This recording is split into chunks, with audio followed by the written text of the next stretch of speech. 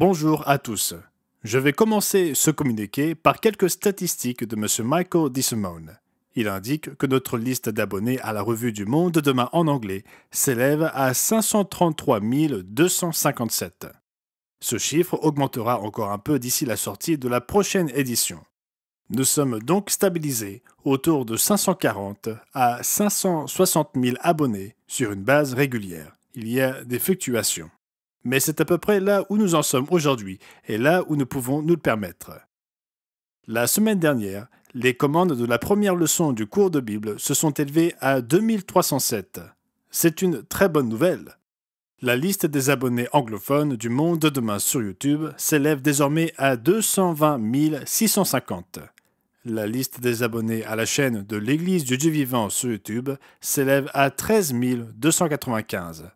Le nombre de demandes de visite ce mois-ci s'élève à 96 et le mois dernier, nous en avons eu 245. Il s'agit de personnes intéressées par le baptême ou l'Église. M. Michael Haycoop, de notre bureau régional canadien, rapporte que la semaine dernière, nous avons organisé des séances de visionnage pour les prochaines émissions télévisées du Monde de demain et des points de vue en français. M. Stuart Wachowicz a présidé une réunion en ligne avec le ministère francophone au Canada afin de planifier la publication des sermons en français sur le site Internet de l'Église.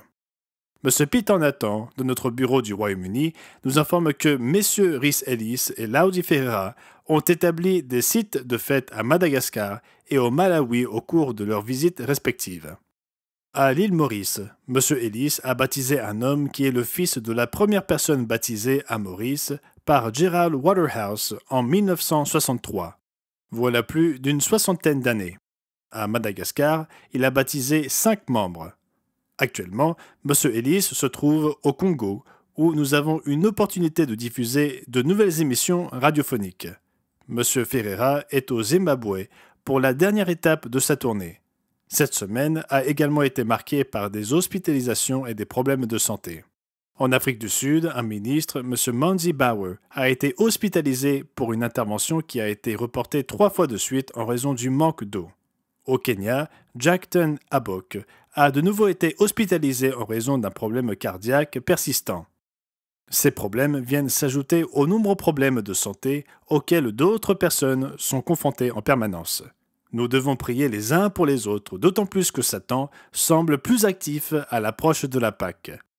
C'est en tout cas ce que je ressens cette année. Le programme pour les jeunes commence à se mettre en place pour les camps de cet été. Veillez à nous envoyer votre dossier de candidature le plus tôt possible. Cela vaut également pour ceux qui ont été invités à participer à un camp. Vous devez aussi remplir un dossier de candidature. C'est très important pour la planification et pour commander les t-shirts et autres fournitures à temps pour le camp.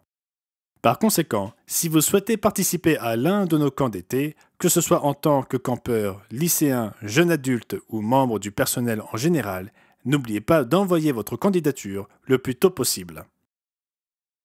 D'un point de vue personnel, Carole et moi, nous nous rendrons à Nashville, dans le Tennessee, et à Huntsville, dans l'Alabama, le week-end prochain pour des conférences du Monde de demain qui se tiendront dans ces régions.